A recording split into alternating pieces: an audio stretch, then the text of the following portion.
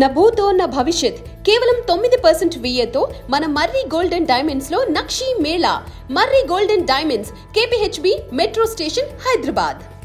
తెలంగాణ ప్రభుత్వంలో టీఎస్ఆర్టీసీని విలీనం చేసే ప్రక్రియ ప్రారంభమైనట్లుగా తెలుస్తుంది. ఇప్పటికే అటు ఏపీకి చెందినటువంటి అధికారుల నుంచి టీఎస్ఆర్టీసీ అధికారులు కొంత డేటా సేకరించినట్లుగా తెలుస్తుంది. దీనికి సంబంధించి ప్రస్తుతం ఏపీలో ప్రభుత్వంలో అటు విలీనం చేసిన తర్వాత ప్రస్తుత ఆర్టీసీ పరిస్థితి ఏ విధంగా ఉంది, ఏ విధమైనటువంటి లాభాలు ప్రస్తుతం మనతో మాట్లాడే ఏపీఎస్ఆర్టీసీ ఎంప్లాయీస్ దామోదర్ గారు చూస్తూ ఉన్నారు. విలీనం చేసిన తర్వాత ప్రస్తుత పరిస్థితి ఏ విధంగా? ముందుగా తెలంగాణలో ఆర్టీసీ ఎంప్లాయీస్ ఉన్న ఆధ్వర్యంలో అక్కడ జేఏసీగా ఏర్పడి ఆర్టీసీ ఉద్యోగుల సమస్యల మీద పోరాటం చేయడం, అందుకు ప్రభుత్వం స్పందించి ఏదైతే గత ప్రభుత్వం యూనియన్స్ని రద్దు చేసిందో వాటిని రెస్టోర్ చేయడం కోసం కానీ, అలాగే విలీన ప్రక్రియ గతంలో నిలుపుదల చేసింది. గెలిచిన యూనియన్తో విలీన ప్రక్రియ కమిటీగా వేసి చేస్తా ఉన్నందుకు ముందుగా ప్రభుత్వానికి అక్కడ పోరాటం చేసిన ఉద్యోగ సంఘాలు ప్రత్యేకించి అభినందనలు, ధన్యవాదాలు తెలియజేస్తున్నాం. ఆంధ్రప్రదేశ్లో గత ప్రభుత్వ హయాంలో ఆర్టీసీ ఎంప్లాయీస్ను డిమాండ్ మేరకు విలీన ప్రక్రియ విలీనం జరిగింది. ప్రధానంగా విలీనం సంబంధించి కొన్ని లాభాలు ఉన్నాయి, కొన్ని నష్టాలు కూడా ఉన్నాయి. దాంట్లో భాగంగా విలీనంకి ముందు ఆర్టీసీ ఉద్యోగులకు ఉన్నటువంటి ప్రయోజనం చాలా కోల్పోవడం జరిగింది. అనంతరం ఆర్టీసీ ఎంప్లాయీస్ నిరంతరం ప్రభుత్వంతో ఏపీజేఎస్ అమరావతి కోఆర్డినేట్ చేసుకొని ఒక్కొక్కటి సాధించుకోవడం జరుగుతుంది. ప్రధానంగా ఆర్టీసీ ఉద్యోగులు విలీనం అనంతరం నష్టపోయింది ఏంటంటే ప్రధానంగా వైద్య సౌకర్యాలు నష్టపోవడం జరిగింది. గతంలో ఇవాళ ఆర్టీసీ ఉద్యోగులు జాబ్ నేచర్ డిఫరెంట్గా 24/7 పనిచేయాల్సిన పరిస్థితిలో ఇవాళ దేశంలోనే కాదు ప్రపంచంలో ఏ డిపార్ట్మెంట్ లేని విధంగా రోజుకు ఒక ఉద్యోగి ఆర్టీసీలో చనిపోతున్న పరిస్థితి. ఇలాంటి పరిస్థితి దృష్ట్యా మేము యూనియన్లుగా మాట్లాడుకొని అప్పట్లో విలీనంక ముందు ఆర్టీసీ ద్వారా రిఫరల్ హాస్పిటల్ ద్వారా వైద్య సౌకర్యం చేసుకున్న కారణంగా మాకు ఐడెంటిటీ కార్డు పట్టుకెళ్తేనే రూపాయి ఖర్చు లేకుండా ₹1,00,00,000 కుటుంబ సభ్యులకు కానీ ఉద్యోగాన్ని ఖర్చు పెట్టే పరిస్థితి ఉండేది. వాళ్ళు బలవంతంగా EHSని ప్రవేశపెట్టారు. దానివల్ల ప్రతి ఉద్యోగి ₹225 నుంచి ₹300 రికవర్ అవుతున్నప్పుడు కూడా EHS కంటికి పంటికి తప్ప ఎటువంటి ప్రయోజనం లేదు. దానివల్ల కూడా మరణాల సంఖ్య పెరుగుతుంది. కాబట్టి ఆ విధంగా ఇప్పుడు తెలంగాణలో ఏదైతే విలీన ప్రక్రియ ప్రారంభించాలనుకుంటున్నారో ఆంధ్రప్రదేశ్లో విలీన ప్రక్రియ ప్రారంభించినప్పుడు ఉద్యోగ సంఘాలతో సంబంధం లేకుండా ఏకపక్షంగా కమిటీ నిర్వహించిన కారణంగా కొన్ని ఇబ్బందులు జరిగాయి. అవి లేకుండా తెలంగాణలో చూసుకోవాలని మేమైతే తెలంగాణ నాయకత్వానికి విజ్ఞప్తి చేయడం అయితే జరుగుతుంది. ప్రస్తుత పాలసీలో అటు సంబంధించి డ్రైవర్లకి కండక్టర్లకు సంబంధించి కూడా ఏమైనా మొత్తం కూడా వారికి ఏరియాస్ సంబంధించి మొత్తం వచ్చే విధంగా ఉందా, లేకపోతే ఏ విధంగా ఉంది? అయితే వాస్తవానికి ఏంటంటే విలీన ప్రక్రియ ప్రారంభం జరిగిన తర్వాత ప్రభుత్వమే జీతాలు చెల్లిస్తుంది. మొత్తం టోటల్గా జీతభత్యాలని కూడా ప్రభుత్వం చెల్లిస్తుంది. విలీనం కాకముందు ఆర్టీసీ యాజమాన్యమే జీతభత్యాలు చెల్లించే పరిస్థితి ఉండేది.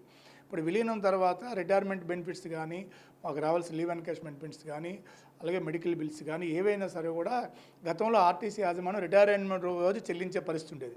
ఇవాళ ప్రభుత్వం చెల్లించ రావడం వలన చాలా జాప్యం జరుగుతుంది. వాస్తవం ప్రభుత్వ ఉద్యోగులతో మాదిరిగానే మాకు చెల్లింపులు జరగడం వల్ల ఉదాహరణకు ఆంధ్రప్రదేశ్లో 2024లో రిటైర్ అయిన ఉద్యోగులకి మొన్నటి వరకు ఇంకా గ్రాడ్యుటీ మొన్ననే చెల్లించారు. లీవుల డబ్బులు సంబంధించి 2024 ఏప్రిల్ వరకు చెల్లించారు, మిగిలిన చెల్లించాల.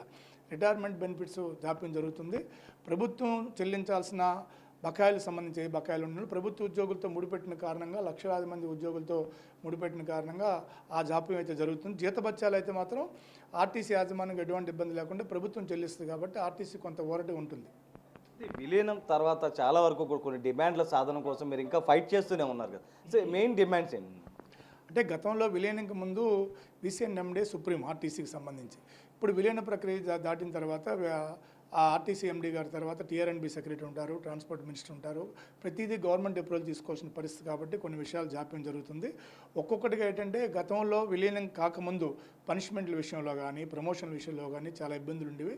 వాటన్నిటిని ఒక్కొక్కటిగా ప్రభుత్వం దృష్టిలో తీసుకెళ్లి పరిష్కరించుకోవడం అయితే జరిగింది. మేజర్గా ఆంధ్రప్రదేశ్లో ఇంకా నష్టపోయిన కారణం ఏంటంటే రిటైర్మెంట్ అవుతున్న ఉద్యోగులకి ఇమ్మీడియట్గా బకాయిల చెల్లింపులు జరగడం లేదు. అదొక పెద్ద ఇబ్బందికర పరిస్థితుంది. అలాగే వైద్య సౌకర్యాలకు సంబంధించి EHS ఉంచినా లేకపోతే EHS తొలగించినా సరే మాకు అభ్యంతరం లేదు, కానీ పాత పద్ధతిలో వైద్య సౌకర్యాలు కావాలనేది ఆంధ్రప్రదేశ్లో కోరుకుంటున్నారు.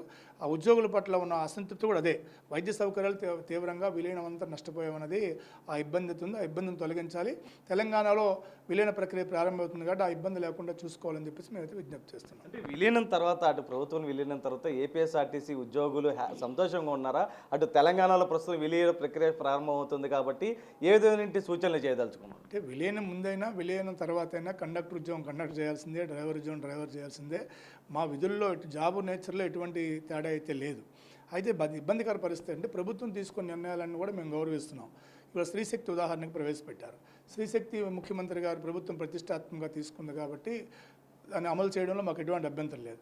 కానీ 2025 ఆగస్టులో శ్రీశక్తి ప్రవేశపెట్టక ముందు రోజుకు ఆర్టీసీలో 35 లక్షల మంది ప్రయాణికులు బస్సుల్లో ప్రయాణం చేస్తే ఇవాళ 60 లక్షల మంది ప్రయాణం చేస్తున్నారు రోజుకి. అంటే 25 లక్షల మంది ప్రయాణికులు అదే బస్సుల్లో ప్రయాణిస్తున్నారు, అదే సిబ్బంది పనిచేస్తున్నారు. రోజు రోజుకి బస్సుల సంఖ్య తగ్గుతుంది, స్క్రాప్ అవుతున్నారు, సిబ్బంది రిటైర్మెంట్ అవుతున్నారు, ప్రయాణికుల సంఖ్య పెరుగుతున్నారు. బస్సులు కొనకుండా, బస్సులు పెంచకుండా ఈ ఒత్తిడి తట్టుకోలే తీవ్రమైన మానసిక ఒత్తిడికి గురవుతున్నారు. దానివల్ల కూడా మరణాల సంఖ్య పెరుగుతుంది, ఉద్యోగులు అనారోగ్యానికి గురవుతున్నారు. కాబట్టి ఇంతకు ముందు అయితే ఆర్టీసీ సొంతంగా బస్సులు కొనుక్కునే పరిస్థితి. ఇవాళ ఒక బస్సు కొనాలన్నా ప్రభుత్వం అనుమతి ఇవ్వాల్సిన పరిస్థితి. ఇవాళ ప్రభుత్వం మొత్తం ఎలక్ట్రికల్ బస్సులు ప్రవేశపెడతాం.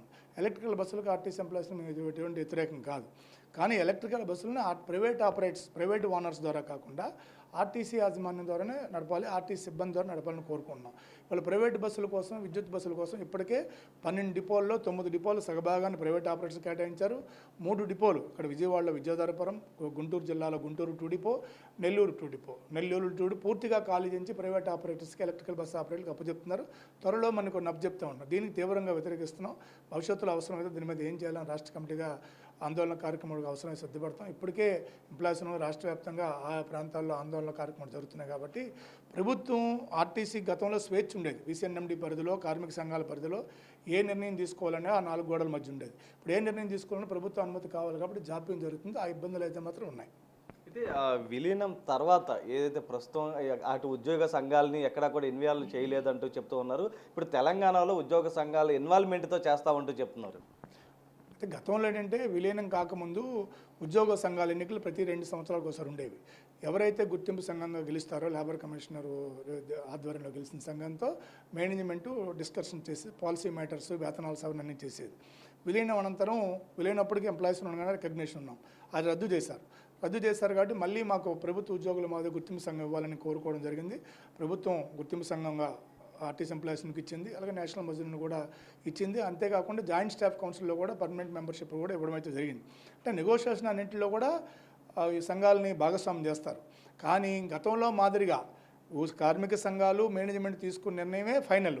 ఇప్పుడు అలా కాదు, ప్రభుత్వం తీసుకున్న నిర్ణయాలు అమలు చేయాల్సిన పరిస్థితి వస్తుంది. ఆ ఇబ్బంది అయితే మాత్రం ఉంది. అలా కాకుండా ఫీల్డ్లో ఉండేది ఉద్యోగులు కాబట్టి ఉద్యోగ సంఘాల అభిప్రాయాల మేరకు నిర్ణయాలు తీసుకుంటే, మేనేజ్మెంట్ కానీ ప్రభుత్వం తీసుకుంటే మంచి ఫలితాలు వస్తాయి.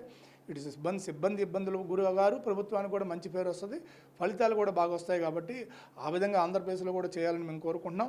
అలాగే భవిష్యత్తులో తెలంగాణలో ఆ ప్రక్రియ ప్రారంభించినప్పుడు కూడా అలాంటి నిర్ణయాలు చేస్తే ఉద్యోగులకు ఇబ్బందులు ఉండదు, ప్రభుత్వానికి మంచి పేరు వస్తుందని మేమైతే భావిస్తున్నాం. అంటే తెలంగాణలో సమ్మెకు మీరు ఆల్రెడీ ఇక్కడి నుంచి ఏపీ నుంచి మద్దతు ఇవ్వడం జరిగింది, నేరుగా వాళ్ళకి కొన్ని సూచనలు కూడా చేశారు. అయితే ప్రస్తుతం విలీన ప్రక్రియ ప్రారంభమైన సమయంలో అటు ఉద్యోగస్తులు మేలు కోరే విధంగా కూడా మీరు ఏ విధంగా సజెస్ట్ చేయబోతున్నారు? అంటే మీరు ఇక్కడ ఎదుర్కొన్నటువంటి అంశాలు అటు తెలంగాణ ఉద్యోగ సంఘాలతో నేరుగా అటు ప్రభుత్వం విలీన ప్రక్రియ చేపడుతుంది కాబట్టి వారికి సంబంధించి ఎటువంటి సూచనలతో ముందుకెళ్లాలని చూపుతున్నారు? మేము తెలంగాణలో జేఏసీ సమ్మె ప్రారంభించిన తర్వాత ఎప్పుడైతే ఆత్మహత్యల ప్రక్రియ ప్రారంభమైందో అన్ని తీవ్రంగా ఆవేదనకు గురవడంతో ఆత్మహత్యల వల్ల సమస్య పరిష్కారం కాదు, ఉద్యోగులంతా ఐక్యంగా ఉండి పోరాటం చేయాలి, పోరాటానికి పూర్తి మద్దతుతో సంఘీభావం తెలియజేయడం జరిగింది. అక్కడ ఆ ఉద్యమం రావడానికి కారణం ఏంటంటే ప్రభుత్వం పూర్తిగా ఏకపక్షంగా, ఈ ప్రభుత్వం గత ప్రభుత్వం ప్రవేశపెట్టిన నిర్ణయాన్నే ఉద్యోగ సంఘాలు లేకుండా ఏకపక్షంగా వ్యవహరించిన కారణంగా ఉద్యోగుల మీద తీవ్రమైన పనిభారం, అంటే ఆనాడు ఆంగ్లో ఇండియన్ల కంటే ఎక్కువగా ఆర్టీసీ అధికారులు వేధించే స్థాయికి వచ్చేసారు. ఇంకా తట్టుకోలేని పరిస్థితులు ఉద్యమానికి తప్పనిసరి పరిస్థితులు చేశారు. అది చాలా బాధాకరం. ఆ పరిస్థితికి మాత్రం ఎవరికి రాకూడదు. ఇప్పుడు విలీన ప్రక్రియ ప్రారంభిస్తున్నారు కాబట్టి విలీన ప్రక్రియ అనంతరం అటువంటి ఇబ్బందులు లేకుండా అనుభవాలను దృష్టిలో పెట్టుకొని ప్రభుత్వంతో మాట్లాడుకోవాలి. ఇప్పుడు గుర్తింపు సంఘాల ఎన్నికలు కూడా ప్రభుత్వం పెడతా ఉంది కాబట్టి గుర్తింపు సంఘాల ఎన్నికలతో ఎవరైతే గెలుస్తారో వాళ్ళు ఎప్పటికప్పుడు నెగోషియేషన్ చేసుకునే అవకాశం అయితే ఉంటుంది. కాబట్టి తప్పనిసరిగా ఆ విధంగా చేయాలని మేమైతే కోరుకుంటున్నాం. భవిష్యత్తులో కూడా ప్రభుత్వం ఆర్టీసీ ఎంప్లాయీస్ ఉండగా ఇప్పటికే మా సంఘాలకు, సహకార సంఘాలకి డేటా అంతా ఇవ్వడం జరిగింది.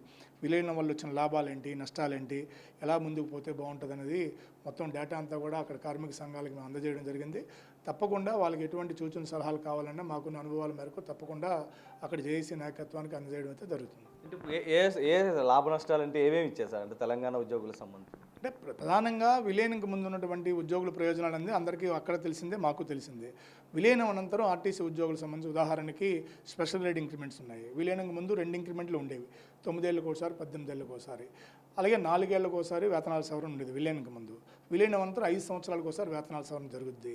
ఇటువంటి ఇట్లాంటి ఇబ్బందులు ఉంటాయి. అలా విలీనం అనంతరం 6, 12, 18, 24, 30 స్పెషల్ గ్రేడ్ ఇంక్రిమెంట్స్ ఉంటాయి. ఈ బెనిఫిట్స్ ఉంటాయి. కానీ పదోన్నతుల విషయంలో ఈ ఉదాహరణకి చిన్న పనిష్మెంట్ ఉన్నా సరే పదోన్నతి ఇవ్వరు గవర్నమెంట్ ఎంప్లాయీస్లో. ఆర్టీసీ ఉద్యోగులకు అది లేదు. ఆ సడలింపులన్నీ కూడా ఇక్కడ తెచ్చుకోవడం జరిగింది.